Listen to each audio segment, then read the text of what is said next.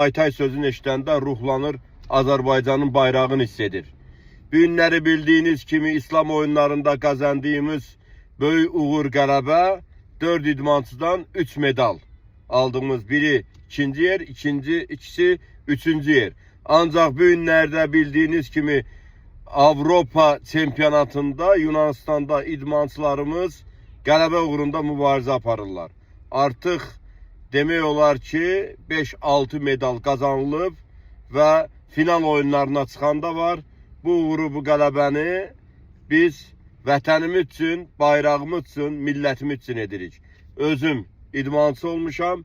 Bu gün də gənclərimizi dəstək verməyə, dəstəkçi olmağa və bu Muay Thai Federasiyasının dünyada, bütün dünya ölkələrinin arasında tanıtdırmağa özümə borc bilirəm. Yaşasın böyük Azərbaycan, yaşasın böyük Türk dünyası, yaşasın böyük Muay Thai idman növü.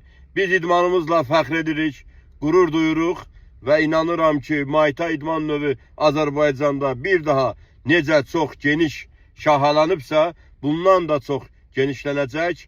Azərbaycan bayrağını, himnisini səsləndirərək, dalğalandıraraq Azərbaycanımıza geri dönəcəklər.